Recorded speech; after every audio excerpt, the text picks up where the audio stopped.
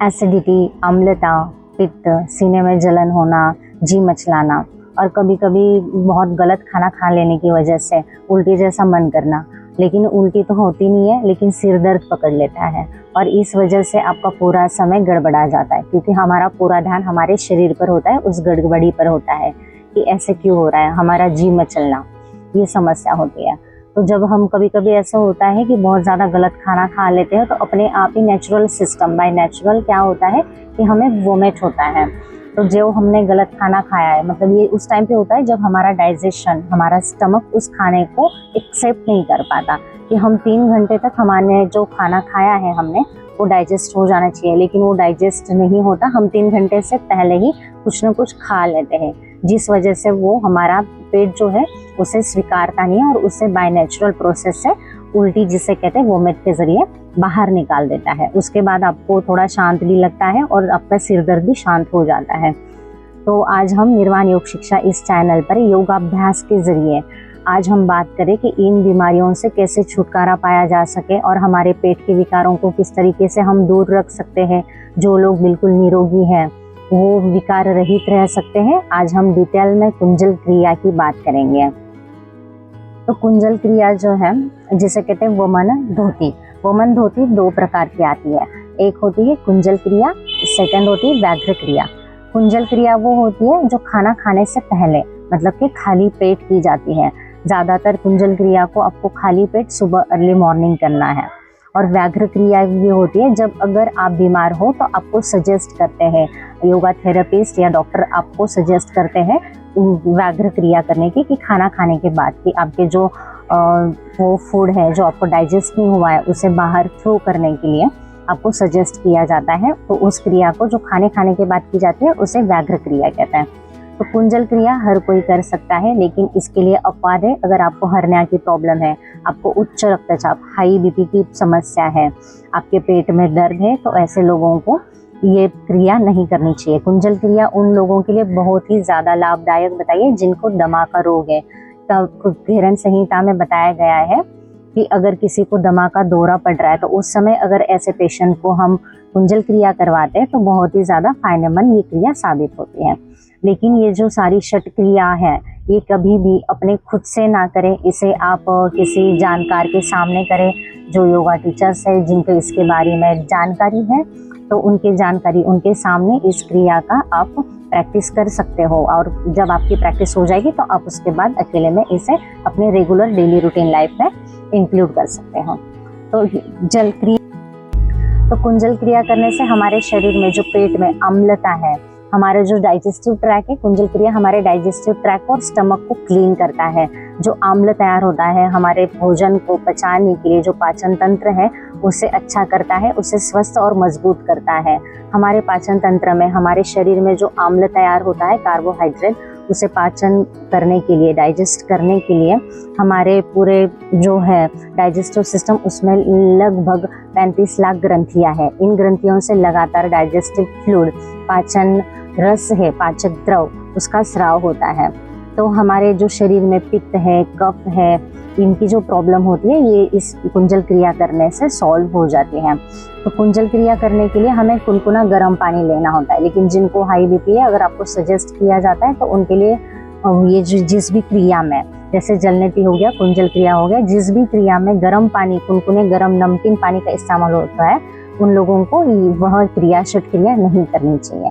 तो कुंजल क्रिया में लगभग कम से कम आपको 6 ग्लास पानी पीना होता है। ऐसे तो नॉर्मली हम सिर्फ 2 ग्लास पानी पी पाते हैं, लेकिन नमकीन पानी, मैंने जलनेती में भी बताया था, नमकीन पानी का इस्तेमाल करने की वजह यह है कि यह आपकी जो अंदर की स्किन है, आंत है आपके शरीर के, पेट के, वो उसको डाइजेस्ट नहीं करेंगे।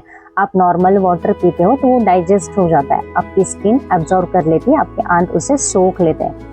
लेकिन नमकीन पानी का इस्तेमाल करने से वो आपके जो पेट में एक तरीके से सफाई होती है, धुलाई होती है। जैसे आप किसी बड़े मटके में, बर्तन में पानी डालते हो और उसे अच्छे से वॉश करते हो, उस तरीके से आपके पूरे डाइजेस्टिव ट्रैक की और आपके पेट की धुलाई होती है।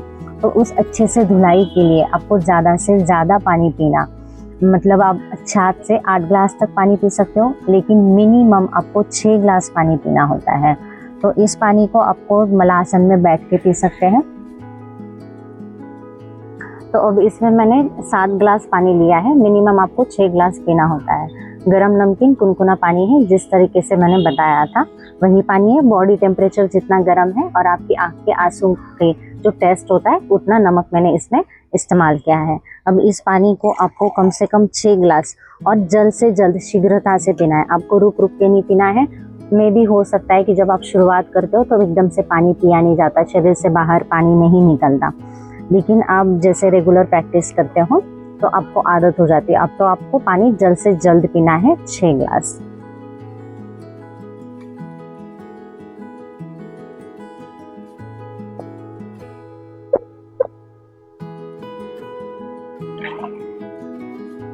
जैसे पानी पीते हो तो आपको पता चलता है, अगर आप सामने की तरफ झुके हो तो आपका पेट दब सकता है, तो आपको रीढ़ की हड्डी को सीधे रख के पीछे होकर बैठना है मलासन में।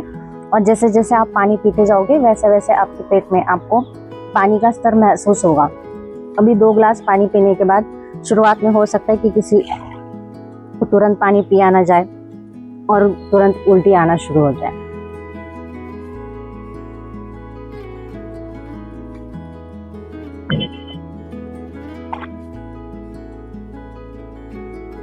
अब आप महसूस कर सकते हो चौथे ग्लास तक पानी आपके सीने तक भर चुका होता है, आपके डाइजेस्टिव ट्रैक में।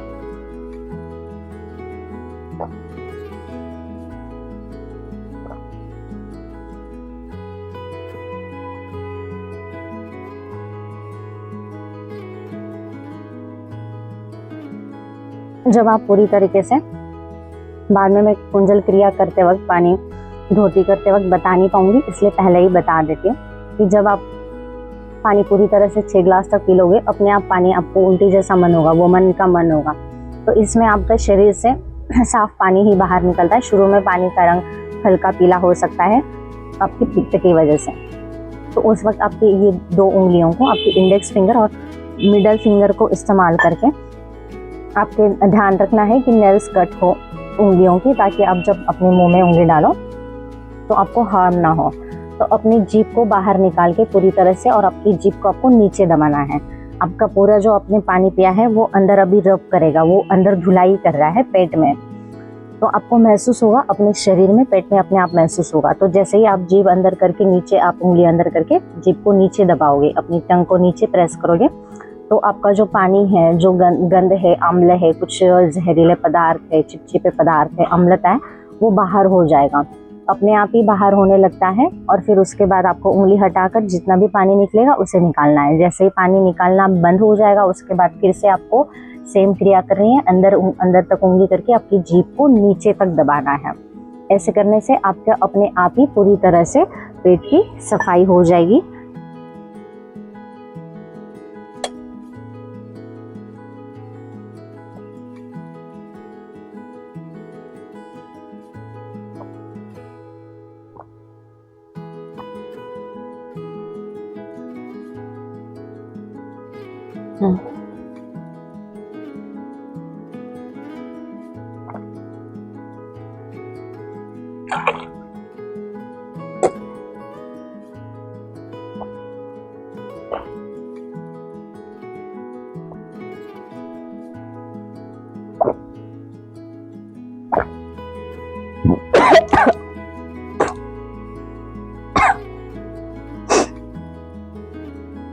पानी पिया नहीं जाएगा, लेकिन यहाँ तक आपको जब तक गले तक पूरी तरह से महसूस नहीं होता तब तक आपको पानी पीना है। जितना ज्यादा पानी पियोगी उतनी ही आपकी कुंजल क्रिया अच्छे से होगी।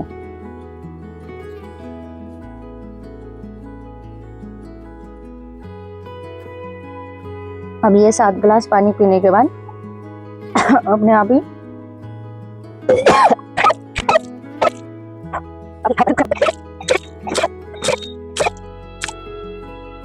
तो इस तरीके से आपको पूरी तरह से अपने पेट में जो पानी है उसको धीरे धीरे करके बाहर करना है। उसके बाद ये प्रोसेस जो है स्लो हो जाती है, थोड़ा थोड़ा कम कम पानी निकलने लगता है जैसे जैसे।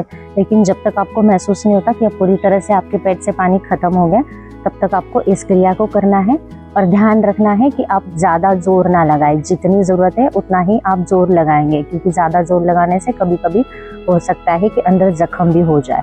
तो इस चीज़ का ध्यान रखना होता है, इसलिए इस क्रिया को अकेले में ना करें और शुरुआत में अपने मन से किताबों में पढ़ के या वीडियोज़ में देख के ना करें, किसी के देख रेख में करें जो इसके जानकार हैं। हम इस क्रिया को करने के बाद आपको हो सकता है कभी कभी शुरुआत में सिर दर्द हो, हल्का हल्का भारीपन महसूस हो। अगर आपके पेट में पानी बचा हुआ है तो कभी कभी किसी को लूज मोशन की समस्या हो सकती है। बाय नेचुरल प्रोसेस से जो आपके शरीर में जो पानी है, जो कुंजल क्रिया द्वारा पूरी तरह से बाहर नहीं किया गया हो, तो ऐसा पानी आपका और तरीकों से नेचुरल बाय प्रोसेस से बाहर निकल जाता है। लूज मोशन या यूरिन के जरिए वो पानी अपने आप बाहर हो जाता है। तो इसके बाद आपको आराम करना चाहिए, रेस्ट करना ज़रूरी है और लगभग आपको 45 मिनट तक कुछ खाना नहीं है। चाय, दूध, गर्म चीज़ें, मसालेदार चीज़ें कुंजल क्रिया के बाद ना लें, क्योंकि हमने क्या किया है कि कुंजल में हमने अपने पेट को धोया है, हमारे स्टमक को और डाइजेस्टिव ट्रैक को हमने वॉश किया है। इसके बाद अगर आप तीखा, मसालेदार, चटपटा ऐसा खाना अगर लोगे तो ये हार्मफुल हो सकता है। तो आपको कोशिश करनी है कि आपको सादी पतली मूंग की दाल की घी डाल के, देसी घी, गाय का शुद्ध घी डाल के पतली खिचड़ी बिल्कुल आप खा सकते हो और अपने डाइजेस्टिव सिस्टम को कुछ समय तक आप रेस्ट देना ज़रूरी होता है।